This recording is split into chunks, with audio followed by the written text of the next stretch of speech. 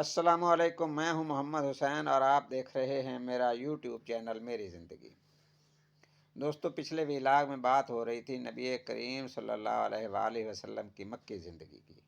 کہ آپ صلی اللہ علیہ وآلہ وسلم آخر مکہ میں کیا ایسا کر رہے تھے، کیا ایسا سر انجام دے رہے تھے، ایسی کون سی دعوت اور تبلیغ کر رہے تھے جس کی وجہ سے سرداران مکہ آپ صلی اللہ علیہ وآلہ وسلم کے مخالف ہو گئے، اور آپ کو پھر شیب ابی طالب میں آپ کو اور آپ کے ساتھیوں کو وہاں پہ حقہ پانی بند کر دیا گیا، جس میں 3 سال نبی کریم صلی اللہ علیہ وآلہ وسلم کے ساتھی اور بنو ہاشم سوائے ابو لہب کے وہ شیب ابی طالب میں رہے، اور وہاں پہ درختوں کی چھال اور درختوں کے پتے تک ابال کر کھائے گئے، کھجور کی نرم چھال کو ابال کر کھایا گیا۔ آپ دیکھیں کہ وہ کتنے مشکل اور کتنے تکلیف دہ حالات تھے جس سے بنو ہاشم اور مسلمانان مکہ جو آپ کے جانثاران تھے وہ گزرے، اور بات ہو رہی تھی کہ یہ بغاوت نہیں تو اور کیا ہے، اور آپ صلی اللہ علیہ وآلہ وسلم کے ساتھ سرداران مکہ آخر یہ سلوک کس بیس پر کر رہے تھے؟ اسی بیس پر کر رہے تھے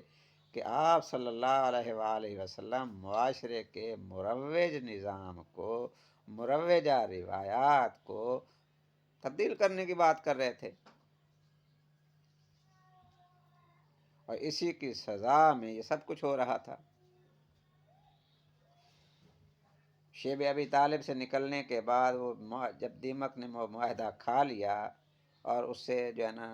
بنو ہاشم کو اور مسلمانوں کو اس سے نجات ملی،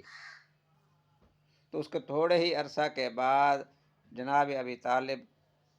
رضی اللہ تعالی عنہ کا وصال ہو گیا، اور پھر آپ کی بیوی سیدہ خدیجہ سلام اللہ علیہا کا بھی انتقال ہو گیا۔ ان دونوں کے انتقال کے بعد وہ جو قبائلی سپورٹ تھی وہ ختم ہو گئی، کیونکہ اس جناب ابو طالب کے بعد جو بنو ہاشم کے سردار تھے وہ ابو لہب بن گئے، اور پھر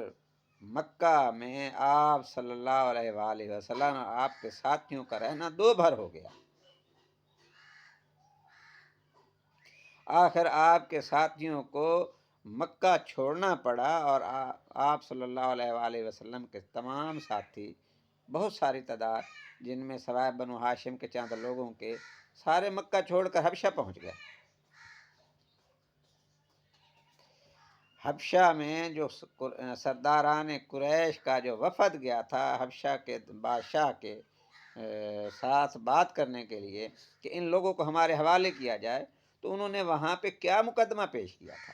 یہی نا کہ یہ ہمارے مجرم ہیں، ہماری روایات کے باغی ہیں، وہاں پہ جو ہمارا قبائلی نظام ہے، قبائلی سسٹم ہے، اس کے خلاف انہوں نے بات کی ہے، انہوں نے اس کے خلاف کوشش کی ہے، اسٹرگل کی ہے،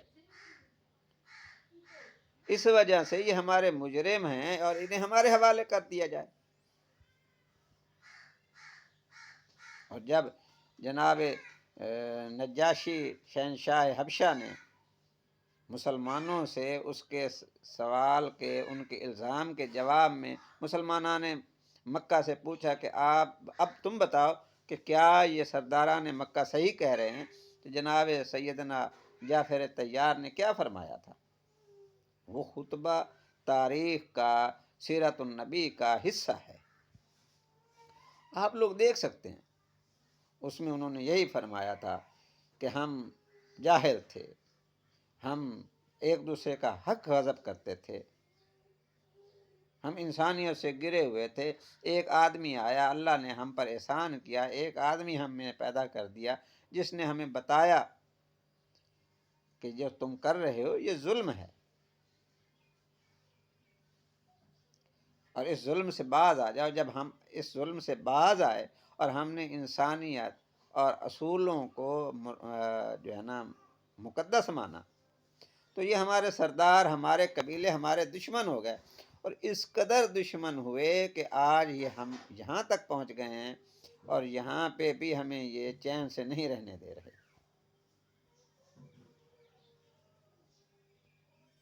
نجاشی نے جو ہے نا وہ مشرکین مکہ یا سرداران مکہ کے اس مقدمے کو خارج کر دیا۔ تو سرداران مکہ نجاشی کے درباریوں اور پادریوں اور پنڈتوں کے پاس گئے اور انہیں بتایا کہ یہ تو وہ مسیح علیہ السلام کے متعلق یہ کہتے ہیں، اس کی توہین کرتے ہیں، یعنی کہ حبشہ میں قریش مکہ نے مسلمانوں پر توہین مذہب کا الزام لگایا اور کہا کہ یہ جناب مسیح ابن مریم کی توہین کرتے ہیں۔ تم نجاشی کو بتاؤ اور ان سے پوچھو کہ مسیح ابن مریم کے متعلق ان کا کیا عقیدہ ہے، کیا مسیح ابن مریم خدا ہے، ابن اللہ ہے؟ کیونکہ حبشہ اس وقت کی رومن امپائر کے کنٹرول میں تھا، اس کا باج گزار تھا، اور رومن امپائر میں عقیدہ تثلیث یعنی کہ مسیح، روح القدس اور باپ، بیٹا، روح القدس اور باپ، یہ تین خداؤں کا تصور موجود ہے۔ دوسرے دن پھر جناب جعفر طیار، جناب جعفر بن ابی طالب کو پھر دربار میں کھڑا ہونا پڑا اور آپ نے وہ سورہ مریم کی مشہور آیات سنائی کہ یہ لوگ مسیح کو اللہ کا بیٹا مانتے ہیں، تو جان لو کہ مسیح اللہ کا بیٹا نہیں، وہ اللہ کا رسول ہے، اس کے سوا کچھ نہیں ہے، اللہ کا بندہ ہے، اس کا رسول ہے۔ تو نجاشی نے وہ تنکا اٹھایا اور کہا اور اس کو کہ جو کچھ تم لوگوں نے اور تمہیں محمد صلی اللہ علیہ وآلہ وسلم نے بتایا ہے، اس سے زیادہ مسیح کچھ بھی نہیں ہے۔ تب جا کے مسلمانوں کو وہاں پہ کچھ دن رہنے کی یا عافیت سے رہنے کی اجازت ملی، اور ادھر نبی کریم صلی اللہ علیہ وآلہ وسلم کے قتل کرنے کے منصوبے بننے لگے۔ آپ پر بات کرنا، آپ کی بات سننا جرم بنا دیا گیا، آپ بات کر نہیں سکتے تھے، کوئی آپ کی بات سن نہیں سکتا تھا۔ معاشرے میں اس قدر پولرائزیشن پیدا کر دی گئی کہ نبی کریم صلی اللہ علیہ وآلہ وسلم کو مکہ میں بات کرنا بھی ممکن نہ رہا۔ تو آپ صلی اللہ علیہ وآلہ وسلم وہاں سے نکلے اپنے غلام کے ساتھ، جناب زید بن حارث کے ساتھ، اور طائف پہنچے۔ طائف میں جو کچھ ہوا وہ تاریخ اور سیرت النبی کا حصہ ہے۔ طائف میں جو کچھ وہاں کے لونڈوں لپاٹوں سرداروں نے کیا، کس بنیاد پر کیا تھا؟ اللہ کو وہ مانتے تھے، بات بتوں کی پرستش کی نہیں تھی، بات اس نظام کی، اس سماجی رویوں کی، اس سماجی روایات کی تھی جس کو اسلام ٹارگٹ کر رہا تھا، اور اسی بنیاد پر سرداران طائف نے آپ صلی اللہ علیہ وآلہ وسلم کے پیچھے لونڈے لگا، جنہوں نے آپ کو مارا، پیٹا، لہو لہان ہو گئے۔ اور نبی کریم صلی اللہ علیہ وآلہ وسلم خود فرماتے ہیں کہ میری زندگی کا سب سے مشکل دن تھا وہ، میں نے اپنی زندگی کا سب سے مشکل دن طائف میں گزارا۔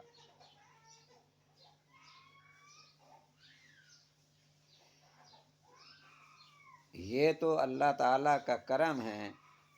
کہ جس وقت طائف کے لوگ انکار کر رہے تھے،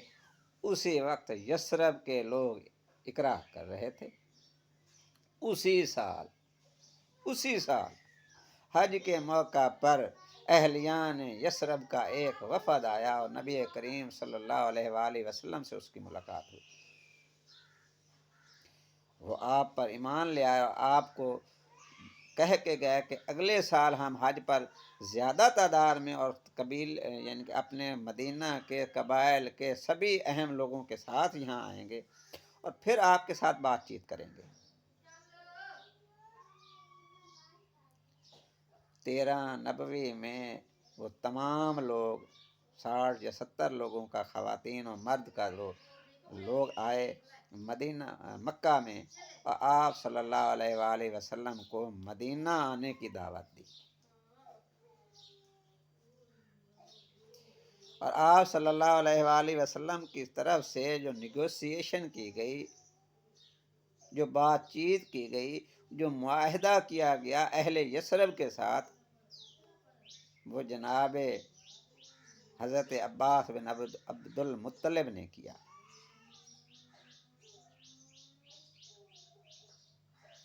اور یثرب کے لوگوں کے ساتھ یہ طے ہو گیا کہ آپ صلی اللہ علیہ وآلہ وسلم اور آپ کے ساتھی مدینہ تشریف لے آئیں، ہم انہیں ویلکم کریں گے، وہاں ہم انہیں تحفظ فراہم کریں گے اور ان کی تمام تر اعانت و استعانت کریں گے۔